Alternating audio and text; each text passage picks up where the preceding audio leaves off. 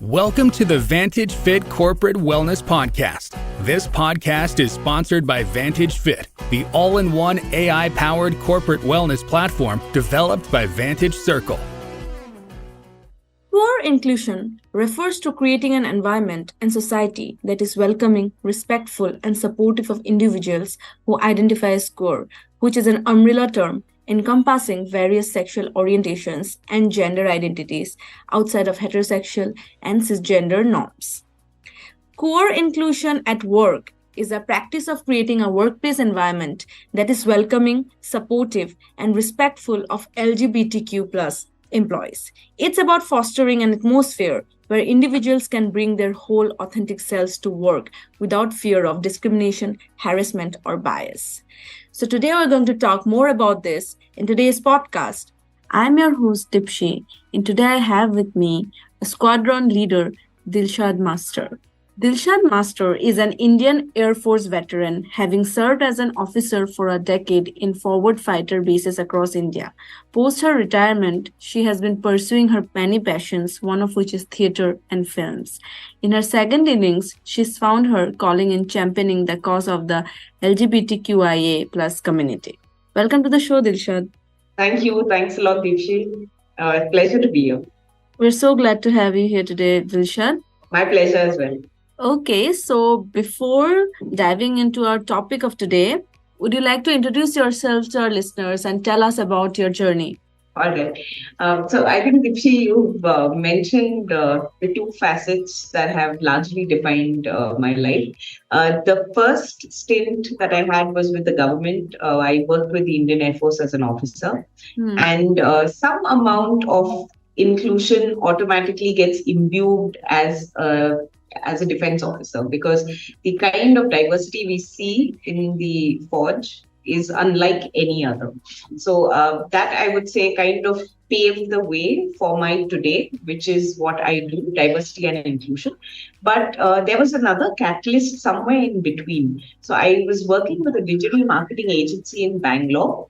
And that's when, they had a magazine for the LGBTQIA, for which I used to create content. And that got me interested in the, knowing about the community and the pain points that the community faced. And from then on, I self-studied, got to know a lot more about the community, and then started reading, writing, and talking about it. And that's been my journey by and large, from being a squadron leader in the Air Force to being the Queer Sensitisation Catalyst. Yeah.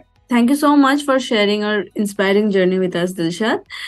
So let's begin with our topic of today, which is queer inclusion in the workplace. Yeah. So can you share some insights into the specific challenges that LGBTQIA+ individuals often encounter in the workplace? In the workplace, let's look at what happens before they join, right? Some of them who are out and open get rejected at the shortlisting stage itself if the agency that is looking at their resume is not aware of, say, pronouns, okay, or is not, or does not understand the difference between a birth name and a chosen name. So it starts right from there on. Your shortlisting for a job, the interview process. Now, the interview process, a person might look very different if they are undergoing, let's say, transition.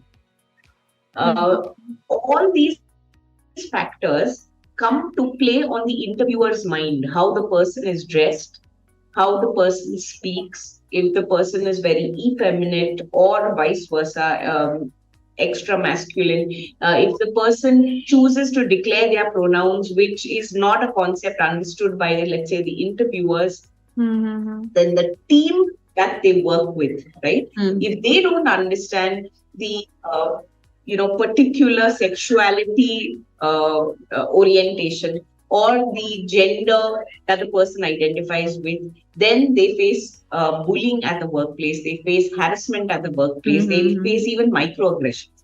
We'll probably talk about microaggressions later, but these kind of, harassment, it could be very subtle in nature, or it could be very, very overt in nature, right? And sometimes the harassment even stems from sheer ignorance. So the person doesn't want to make fun of you, or the person is not trying to bully you, but the person doesn't realize what they may be doing wrong, right? So all of this together forms harassment at the workplace, specifically for the LGBTQ community.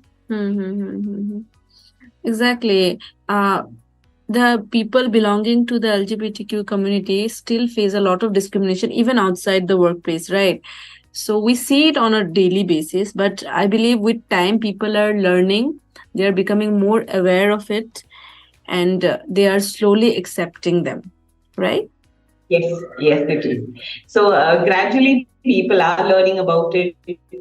This generation, I'm very hopeful, even the coming generation, they are extremely open about gender preference, gender identities, and sexual orientations of others. Be they family members, be they friends, cousins, whoever. So as this generation grows up and enters the workforce, I'm quite hopeful that in the coming years, workplaces will automatically be more inclusive.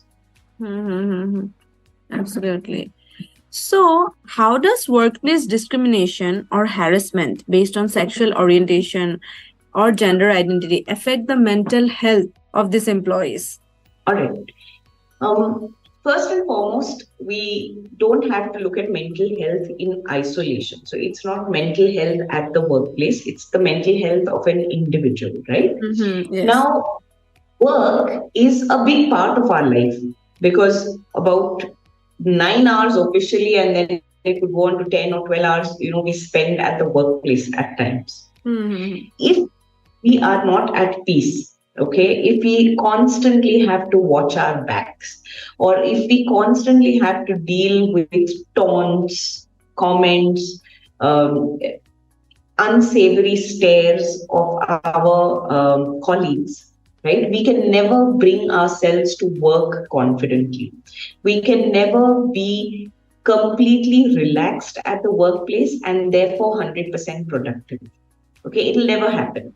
And forget about LGBTQ individuals alone. Let's say you are having some turmoil in your personal life, right? And your mood is a little off, you're feeling a little off weather. You are probably not as attentive in the meetings that you attend or in discussions that you're supposed to be part of.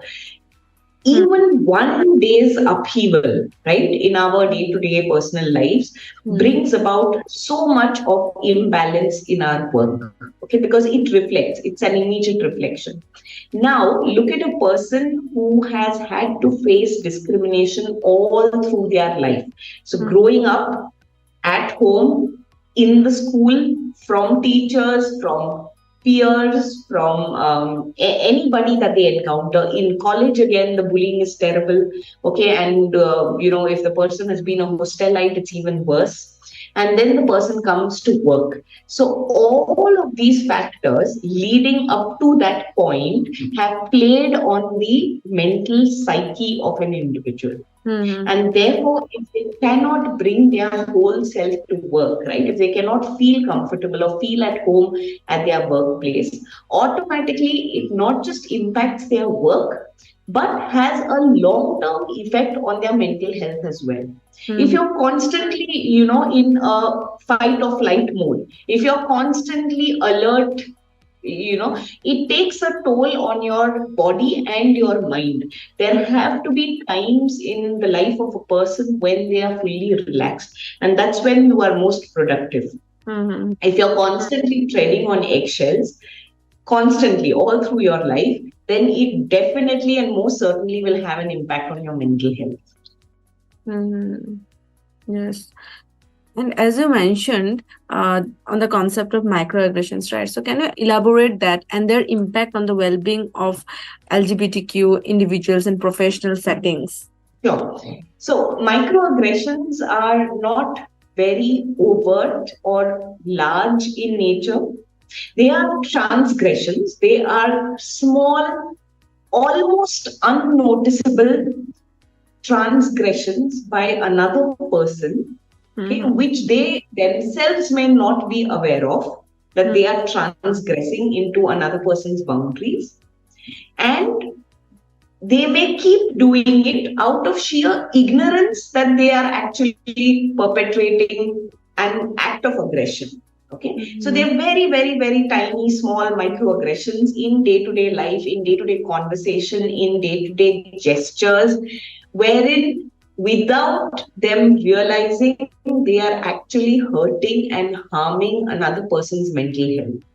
It's not an overt slap on the face or making a very nasty taunt. It could be something as small as, to give you an example, if there is a person in your team from the LGBTQI community, right? And if 4 or 5 of you are having lunch together, say suppose, and that person comes and automatically, he identifies with his team members, and so they come and they join you at the table, right? And you automatically sort of move away, or you take your, you pull your chair away, or some little gesture from your body language or from the words you use shows that the person is unwelcome. All right. These are examples of microaggression, tiny transgressions, which are not overt, very massive insults, so to say, but at the same time, these microaggressions are more dangerous because not every microaggression gets reported. If it were reported, I think the employee would cease to work there, because after every, he would have to run to the manager every few minutes saying, mere saath ye hua, mere saath wo hua, right? So therefore, microaggressions are more dangerous because the overt insults, the overt aggressive behavior can be reported, can be redressed. There are redressal systems for bigger aggressions. But microaggressions, over a period of time, they literally kill the enthusiasm, the zeal, affect the mental health of the individual, right? So therefore, they are more dangerous because they're little, small, little, tiny things that, create those holes which ultimately break down the entire tree. Like, they're like termites, microaggressions are like termites. So outside the tree will still look nice, strong, sturdy, but inside they eat into the tree little by little, little by little, little by little. So before you know it, the entire tree gets uprooted. So to put it in another way, that's what I would call microaggressions. Mostly, I believe these microaggressions happen without the person realizing it, right? Yes, that's correct. So the person who is the perpetrator, right, the person who is actually aggressive, does not even know or realize at times that their behavior has impacted the opposite person. Which is why I said it's not very overt. It's not, I dislike you and I'm going to make a big fuss about showing it. No, it could be tiny things that you may say or do, which you don't even realize may actually end up hurting another person, just because out of your ignorance or out of your sheer not having compassion towards understanding what the other person might be going through. Yeah, and this lack of inclusion might often lead to feelings of isolation and anxiety, right? Absolutely.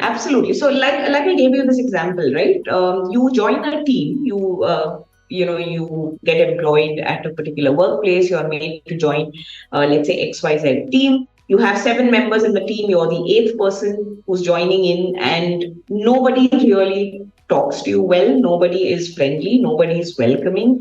People move aside when you try to sit beside them. If you happen to go to the washroom, you realize suddenly there is a lull in conversation wherever you go. You automatically realize people were talking about you, and then there is a sudden quieting down, and then people going helter-skelter or trying to change the topic. Okay. Now, all these are small little microaggressions which add up in the long run. Okay. You can't go reporting something like, I joined them at the lunch table and then I saw him or her, or I saw XYZ move out a little or pull their chair away. I mean, that's not something that even your manager would take seriously, or that would that would be redressed in a very serious manner, right? Anybody can get away with a microaggression saying, no, I was just this part of the table was dirty, so I moved away or whatever. Okay. Mm-hmm. It can get tided over very easily. And therefore, the microaggressions never really get reported. But then the person who is the victim of that microaggression knows what has happened. And over a period of time, it kind of adds up for the person and definitely has an impact on their mental health. Mm-hmm. And in your experience, how do unequal treatment and limited advancement opportunities affect LGBTQ professionals' overall sense of belonging and career satisfaction? Okay. So let's analyze not just again for the LGBT community, but unequal treatment anywhere and everywhere, right? Mm-hmm. A person sees unfair treatment and realizes that either they are being overlooked for a promotion, or they all other factors remaining equal. If your gender identity or your sexual preference comes in the way of any sort of advancement at work, or any sort of praise or rewards at work, right, then automatically the person, at the end of the day, not everything is about the paycheck.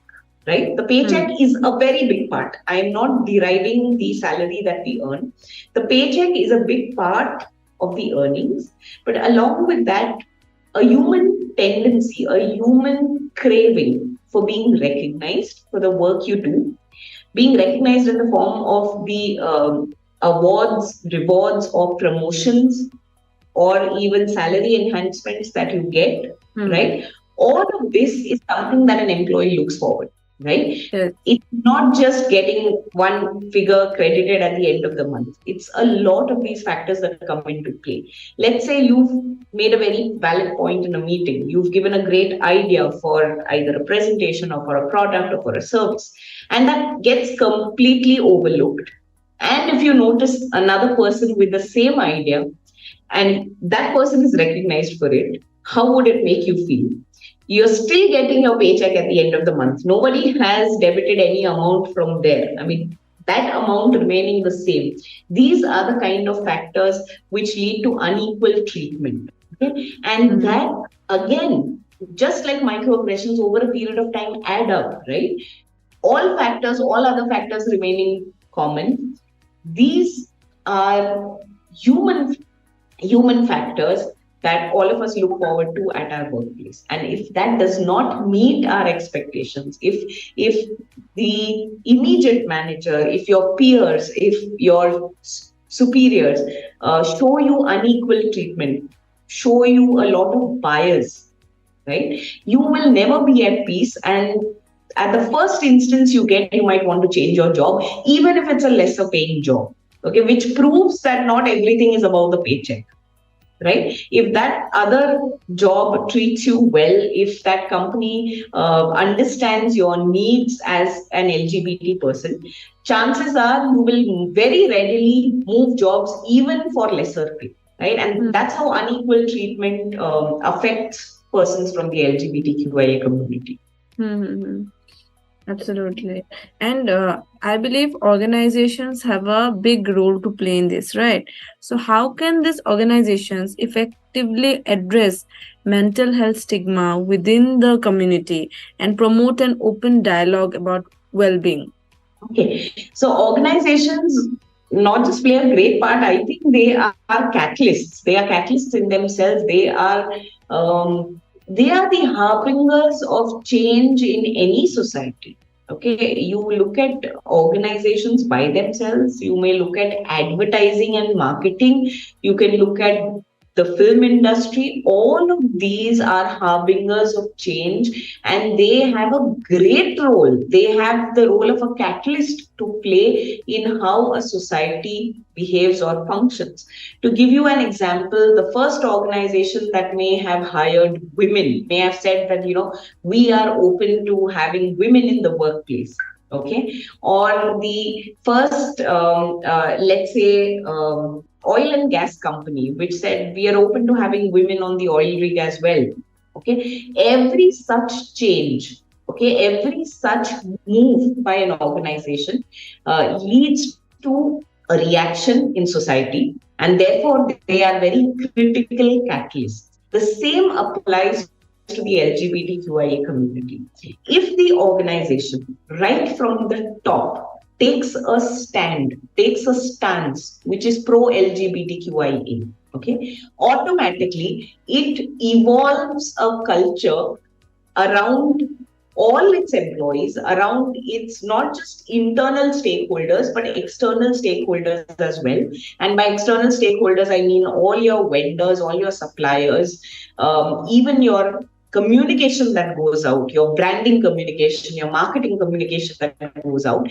If you are very clear and very firm on your pro-LGBTQIA stand, it will reflect in everything that you do.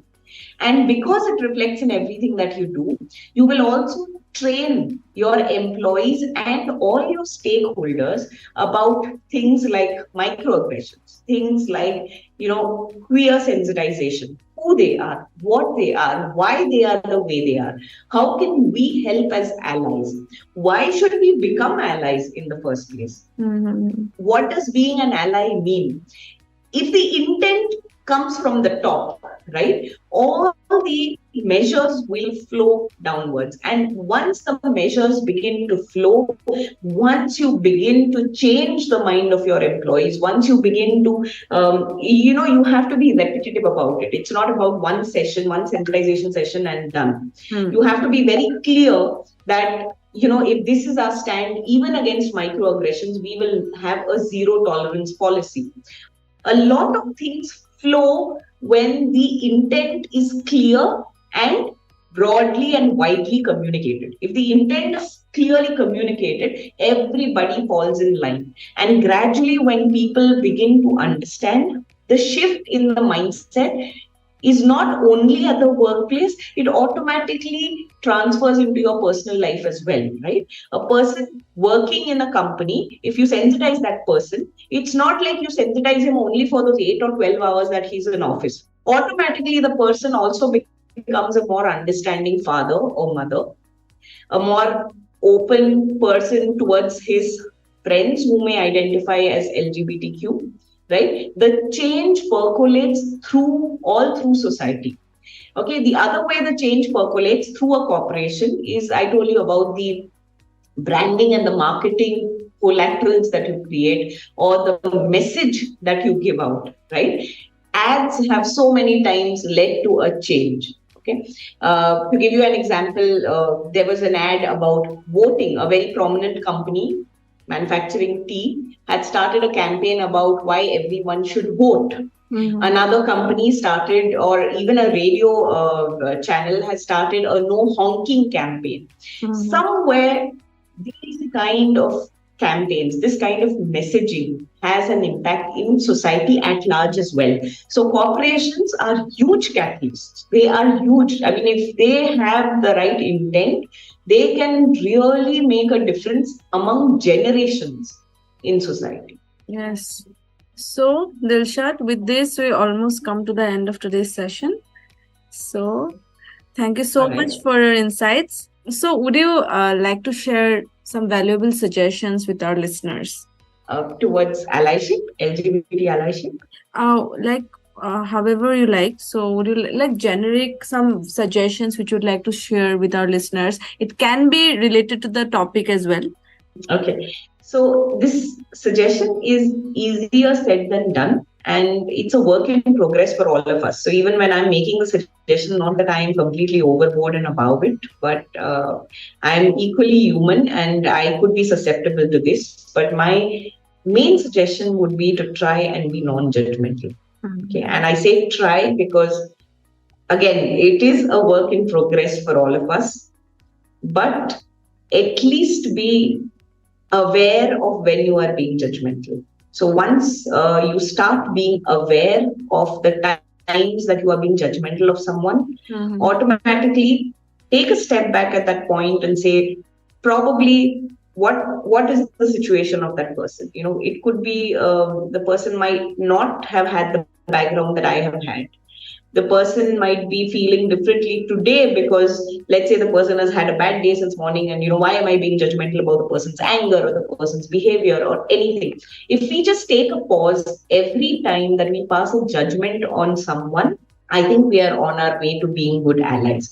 Being non-judgmental is the basic foundation of allyship. Right? From non-judgmentalism stems acceptance, stems that person is who they are, I am who I am, let's just live and let live. That only comes when the judgment is thrown out of the window. Why does XYZ dress this way? So and so is a male. Why does he have to wear these clothings? Why does this female have to wear very manly clothing? Why do they have to behave in such a way? Why do they look a certain way? All these are judgments. So my basic premise is just be aware of you judging another person. Take a step back when you begin to judge, and can we do away with that judgment? Or can I at least, if nothing else, can I at least keep my mouth shut? Let me not voice my judgment. Whatever may be my feelings, whatever may be my, I don't need to voice my judgment about somebody else anytime and every time. Just because I feel that this is the right way to be. Okay, the right way to be is not necessarily the only way to be. So let's hold our judgments to ourselves, and let's try to decrease judgments about others as much as possible. That's my advice. Mm-hmm. Absolutely. Like in today's world, everyone judges one another. We see a person passing by, and we instantly judge without even realizing without even interacting with that person, right? So I believe, yes, like you said, work in progress. All of us need to learn how to be non-judgmental and probably interact with the person to know more and be observant. Absolutely. That's the basic foundation. The more you know about a person, the more you know about the situation, the less you tend to judge. The more understanding you become, the more accepting you become. So let's reserve those judgments. Let's reserve those judgments. Yes, absolutely. Okay, Delshad. So thank you so much for joining us today and giving your valuable time to us. It was a great session. I learned a lot of things. I hope you also had a great session with me today. Absolutely, Dipshi. Thank you. Yeah, had a great time. So thank you again. Hope to connect with you on a different topic someday, probably. Sure. Thank you so much, Dipshi. Thank you. Yeah. Thanks for listening to Vantage Fit Corporate Wellness Podcast. Please do subscribe to Vantage Fit Corporate Wellness Podcast on Apple Podcast, Spotify, and our YouTube channel for new episodes.